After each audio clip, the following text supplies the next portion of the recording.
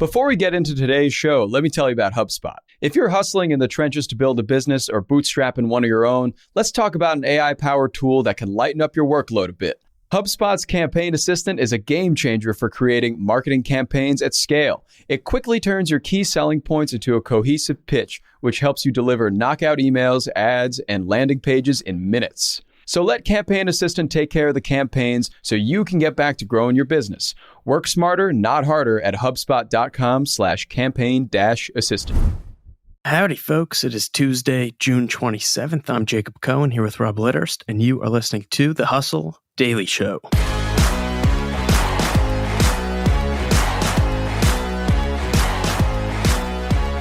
Today, Rub-a-dub-dub, Dr. Bronner's continues generating profits in the tub. We are going to take a quick dive into the soap business today, specifically talking about Dr. Bronner's 18-in-1 soap, which has been up and to the right in terms of business performance for years. We're going to discuss that in a minute, but before we get to that, let's talk about what else is happening in the world of business and tech. Let's get crack-a-lack. All right, Rob, what are you looking at today? Okay, so the first thing that I'm looking at today is that Kering, which is the parent company of Gucci and a few other fashion brands, is buying Creed, a 263-year-old fragrance business that once counted King George III as a customer. Not bad.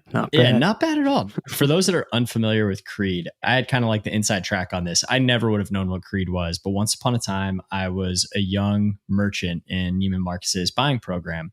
And I've never seen people obsess over a brand like the merchandising team at Neiman Marcus obsessed over Creed. Its top seller is this fragrance called Aventus. And if you look online, it is described as a woody citrus scent with smoky, musky undertones. And I would definitely agree with that. I actually had a bottle of Aventus back when I worked at Neiman's. But the reason that I had one then is because we got them with a ridiculous employee discount. Nice. A small bottle of Aventus goes for $200. And this is like one of like the tiny cologne bottles. This stuff is incredibly expensive. It is like the luxury of luxury cologne. Unsurprisingly, when I stopped working at Neiman Marcus and lost that discount, I started to smell a lot worse. Yeah, I mean, if you walk into a room with something called Aventus on you, I mean, you can't get any more confident than that, right? Exactly. But along with its heavenly scents, I mean, Creed is a very solid business. It has a network of 1,400 points of sale, 36 branded stores. This place is literally just rooted in luxury. Beauty brands have reportedly recovered really nice post-COVID. Demand for luxury fragrances is growing. And Kering, which owns a portfolio of brands beyond Gucci, actually launched their own beauty division earlier this year that Creed will fit nicely into and help anchor. They also had tried to acquire Tom Ford, another beauty brand, but their rival Estée Lauder ended up buying them. So this could be kind of a move in reaction to that. But going to be really interesting to see what happens in the world of luxury fragrances. Mm-hmm. We'll sniff out some news as it comes out. What are you getting into, JC? What have you been reading about? So obviously we got July 4th coming up right around the corner, and I've been following a lot of news around the USA that is coming out this week. Mm-hmm. So the U.S. Department of Transportation, for one, has announced some awards that hopes will drive change in the electrification and emissions of buses around the country. They are starting to dish out awards totaling around $1.7 billion as part of Biden's bipartisan infrastructure law for transit projects in 46 states, and that includes money for around 1,700 buses, the majority of which will be zero emissions vehicles and will actually help double the number of zero emissions transit buses on U.S. roads. But the truth is the U.S. has a long road ahead of it. There are 60,000 or so transit buses out there right now. So wow, long road ahead. The administration also detailed plans for its $42 billion high-speed internet initiative, which will see each state get a minimum of $107 million to help people get better internet, or at least access to internet in some cases. 19 states will receive over $1 billion, and Texas is slated to get more than $3.3 billion under the program. They talk about how Wi-Fi is basically a utility, and it sounds like it's essentially getting the utility treatment now. It's moving into that officially. Exactly. And just speaking of this whole July 4th America stuff, this weekend it's going to be red, it's going to be white, and it's going to be a zoo. AAA projects the coming holiday weekend will set an all-time Independence Day travel record, with more than 50 million Americans expected to take a trip. Around 43 million of those will be on the road.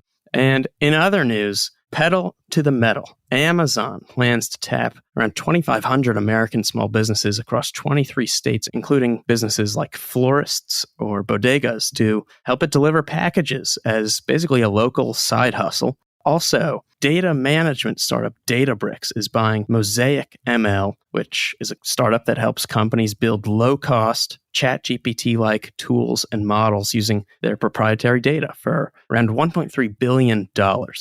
And last but not least, survey says 57% of American adults have heard of ChatGPT, and 1 in 3 have actually tried it or AI-powered tools like it. That's according to The Verge. And honestly, I think we are in our own bubble because that was less than I expected. Yeah, definitely. Are we just so deep in tech that we feel like everybody's using it? And it does seem like it's actually coming around. There is kind of like a mass adoption taking place. And with that, let's get to today's main story. Okay, JC. So when we were slacking earlier, you told me what you were writing about today, and it just so happens to be my absolute favorite soap company of all time. And yes, I am one of those weird people that has a favorite soap company. You've seen them in Whole Foods. You've probably seen them in that natural health store down the road. They're an absolutely iconic brand that's been around for a long time. But you were unpacking a lot of the history of the brand and how strong of a business it actually is. From what it sounds like, there's kind of a lot going on at this place beyond just selling soap. That is definitely true. There's this great story out of GQ kind of looking into this business. I think they built it one of the last remaining companies that has a soul. They kind of compared it to Patagonia in that sense. I could see that. I just want to start by saying they sent a reporter to Dr. Bronner's headquarters to kind of see what happens there. And they wrote this incredible tale of how they went to the office when a bunch of employees were starting their first day. They walked past the company garden in Vista, California, and they were greeted by the foamy homies, as they're known, in tie-dye coveralls. So that's a group of employees at Dr. Bronner's that kind of takes care of all the cultural stuff. Amazing. And to the hum of a fog machine, the foamy homies had people introduce themselves with a disco dance move. And then CEO David Bronner, and by the way, CEO as in Cosmic Engagement Officer. Yes. Introduced the company, basically then delivered a sermon to this group, enlightening them on his grandfather's so-called all-one path, the Christian background, psychedelic rebirth, and a whole lot more. This is a pretty unusual sight. Oh, so unusual. Yeah. And I mean, David Bronner is a wild, wild guy. I love this brand so much that I listened to this guy on the Rich Roll podcast. I think he was on in 2019. Amazing interview with this guy. He was really trying to kind of uphold this legacy of his grandfather. He's trying to really transform like what a company actually means and what it does. Yeah. And the truth is it really does work for them. Right. Financially. In 2022, Dr. Bronner's had more than $170 million in net revenue. That's down from 2020's kind of pandemic-driven high of $188 million, but it's up from $4 million in 1998 and bankruptcy before that. So this business over the last couple decades has just grown tremendously. And uniquely, like you were alluding to, they do some interesting things in terms of how they treat and deal with their employee structure. So the company's highest paid employees and executives cannot make more than 5 times their lowest paid fully vested employees. So that equates to around $300,000, which is normally not what you'd see at a for-profit company. Totally. Structure like that. There's also all kinds of benefits for their 300 or so staff, which include up to $7,500 in childcare and up to 10% bonuses annually, free vegan lunches, Zumba classes, back massages, ketamine therapy coverage. It's a pretty interesting place, and it's a certified B Corp.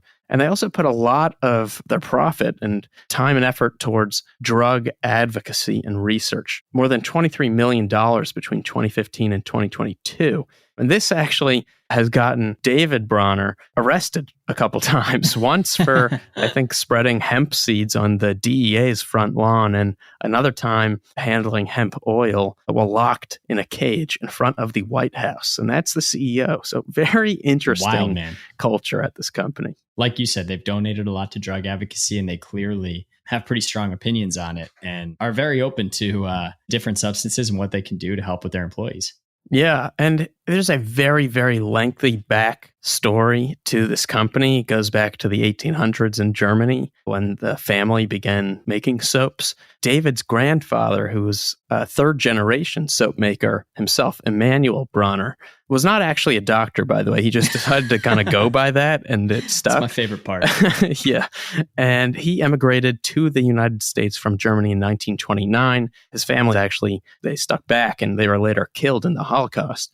In America, Bronner consulted for soap manufacturers in the early 1900s, went around preaching his so-called moral ABCs ideology, basically trying to help people focus on getting to world peace, and was actually admitted to and subsequently escaped from an insane asylum for, I guess, preaching a little too much for some. And he eventually, though, founded Dr. Bronner's in 1948 and continued preaching, in a sense, with these labels that are so well known today on each and every Dr. Bronner's bottle. Totally. I probably have no less than 6 Dr. Bronner's bottles around our house. We have them in the kitchen, we have them in the bathroom, we have them everywhere.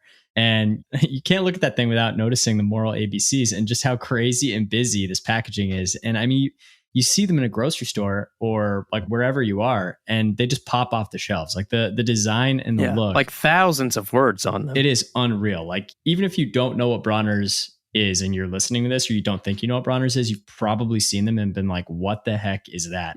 Because they really, really stick out like a sore thumb in a retail setting. Fun fact, JC, you know who else loves Bronner's? Who's that? Drake. That's surprising. I mean, maybe not surprising. It's just who would have thought? Yeah, who would have thunk it? He has 2 kind of body care staples on the road. One is Nivea chapstick, and the other is Bronner's peppermint soap, which he claims tingles the body and clears the mind. And I can actually vouch for the tingling. That peppermint soap, if you have not used it before, you got to watch out. Wash your face with that stuff, and you're going to be, you're going to feel electric afterwards. It's really wild. There you go. By the way, I know you're a big kind of all natural organic chocolate guy. Oh yeah. And Dr. Bronner's relatively recently went into the chocolate business. No way. Now sells chocolate bars. Yep. I'm going to have to check it out. There you go. Soap and chocolate. That's what's hot right now. Soap and chocolate businesses.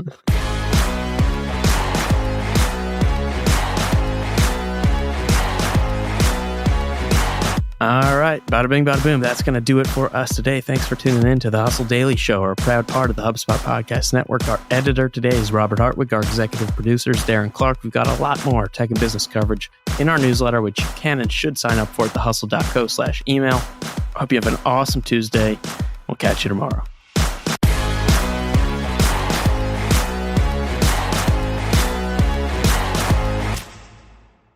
Let me tell you about a show that I've been loving lately. It's called Entrepreneurs on Fire. It's hosted by the incredible John Lee Dumas. It's available now on the HubSpot Podcast Network. Entrepreneurs on Fire stokes inspiration and shares strategies to fire up your entrepreneurial journey and create the life that you've always dreamed of. I'm a big fan of this podcast. It has energy, it has value, and it's all about learning about entrepreneurship. I was just listening to an episode the other day. JLD interviewed Jay Rogers, who was such a wealth of information. He kind of went into how entrepreneurship chooses you. You don't necessarily choose it, and that failure only happens when you stop trying to win. A lot of gems in this one, so I highly recommend checking out that particular episode along with the rest.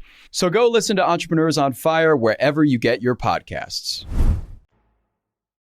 Hey guys, if you listen to the Hustle Daily Show on Google Podcasts, we want to let you know that the option will no longer be available pretty soon. Google is sunsetting its podcast app sometime in early 2024 in favor of YouTube Music, and we want to give you a heads up before it's too late, since that time's almost here. The Hustle Daily Show is available everywhere and anywhere that you listen to podcasts, like Apple Podcasts and Spotify. If you're using YouTube Music, we are there as well. If you're an Android fan, there are plenty of apps like Overcast, Pocket Casts, Player FM, and more. So just search for us wherever you decide to listen to your favorite podcasts.